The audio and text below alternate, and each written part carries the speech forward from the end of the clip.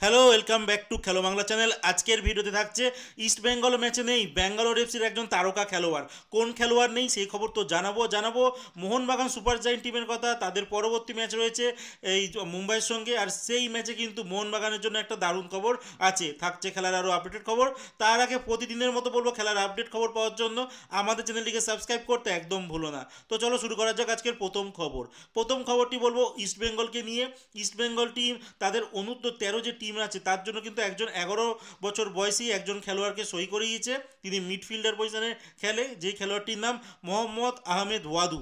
এই মোহাম্মদ আহমেদ ওয়াদুর কিন্তু পিতার নাম হচ্ছে মেহরাজ উদ্দিন বাদু, যিনি এই ইস্টবেঙ্গল, মোহামেডান স্পোর্টিং আর মোহনবাগান ক্লাবে একটা সময় খেলেছিলেন। আর তারই পুত্র কিন্তু এবার ইস্টবেঙ্গল ক্লাবের অনূর্ধ্ব 13 স্কোয়াডে কিন্তু সাইন করেছে।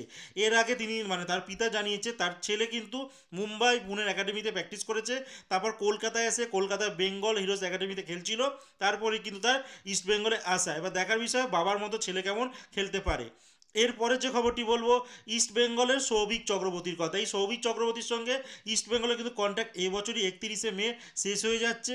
আর আমরা শুনেছিলাম একটা রুমার উইন্টার ট্রান্সফার উইন্ডোর সময় যে মুম্বাই সিটি এফসি থেকে এই সৌভিককে কিন্তু অফার করা হয়েছিল। আর এই মুহূর্তে দাঁড়িয়ে ইস্ট বেঙ্গল টিমে মিডফিল্ডারের অবস্থা কিন্তু খুবই খারাপ। সেই দিক থেকে সৌভিক অন্যতম ভরসা। আর এই সৌভিককে যা খবর আছে যে সৌভিককে কিন্তু ইস্ট বেঙ্গলের ম্যানেজমেন্টের তরফ থেকে 2 বছরের কন্ট্রাক্ট এক্সটেন্ড করার অফার করা হয়েছে। বর্তমানে সৌভিকের বয়স 32 বছর, তো সেক্ষেত্রে আর 2 বছর যদি খেলে তো ইস্ট বেঙ্গলই ভালো হবে। তো দেখা যাক আলটিমেট এই ডিলটা ডান হয় কিনা। এরপরের যে খবরটি বলবো মোহনবাগান সুপার জায়েন্টের কথা। মোহনবাগান সুপার জায়েন্টে একজন জাতীয় দলের খেলোয়াড় যার নাম সোহেল আব্দুল সামাদ, তিনি কিন্তু পরবর্তী ম্যাচ রয়েছে মুম্বাইয়ের সঙ্গে মোহনবাগানে, আর সেই ম্যাচে কিন্তু তিনি খেলতে পারছেন না। তিনি টিমের সঙ্গেও যাননি, কারণ তার হালকা একটা ইঞ্জুরি আছে। আর আপাতত তারা শিল্ড চ্যাম্পিয়ন হয়ে গেছে আর 1 নম্বর পজিশনে রয়েছে। তো সেই ক্ষেত্রে কোচ রিস্ক নেয়নি, কারণ এর পরবর্তী কিন্তু প্লে অফের ম্যাচ রয়েছে। সেই জন্য কিন্তু এই খেলোয়াড়টিকে নিয়ে যাওয়া হয়নি, আর পরবর্তী ম্যাচ মুম্বাইয়ের সঙ্গে তিনি কিন্তু খেলছেন না। তার সঙ্গে মোহনবাগানের কাছে কিন্তু একটা দারুণ খবর এসেছে, সেটা হচ্ছে এই মুম্বাই সিটি এফসির একজন সেন্ট্রাল ব্যাক খেলোয়াড়, যাকে নিয়ে রুমার উঠছিল যে মোহনবাগান টিম পরবর্তী মরশুমে হয়তো এই খেলোয়াড়টিকে সই করাতে পারে, যার নাম মেহতাব সিং। আর এই খেলোয়াড়টি কিন্তু 2 ম্যাচের জন্য সাসপেন্ড করেছে এআইএফএফ এ ডিসিপ্লিনারি কমিটি। তো জানি না কী কারণে তাকে সাসপেন্ড করা হয়েছে, বাট যাই হোক এই মোহনবাগান সুপার জায়েন্টের জন্য কিন্তু একটা দারুণ খবর যে তাদের একটা কি প্লেয়ার মুম্বাইয়ের সে কিন্তু খেলতে পারছে না। এরপরের যে খবরটি বলবো ইস্ট বেঙ্গল টিমকে নিয়ে।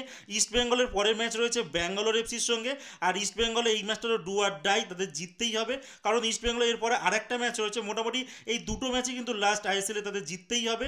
তাহলেই তারা 6 পয়েন্ট পাবে আর প্লে অফে যাওয়ার একটা চান্স থাকবে। কারণ উপরে যে টিমগুলো রয়েছে তারা যদি পয়েন্ট লুজ করে তাহলেই কিন্তু ইস্ট বেঙ্গলের কাছে সেই সুযোগটা আসবে। আর সেই নিরিখে দেখতে গেলে ইস্ট বেঙ্গলকে নিজের তরফ থেকে তো দুটো ম্যাচ জিততেই হবে।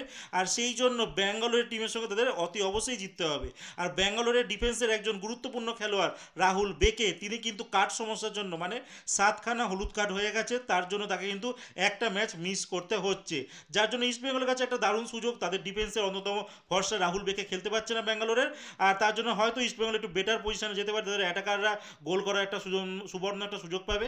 তো দেখার বিষয় ইস্ট বেঙ্গল এই রাহুল বেকে যে খেলছে না ব্যাঙ্গালোরের টিমে তার ফায়দাটা তুলতে পারে কি না।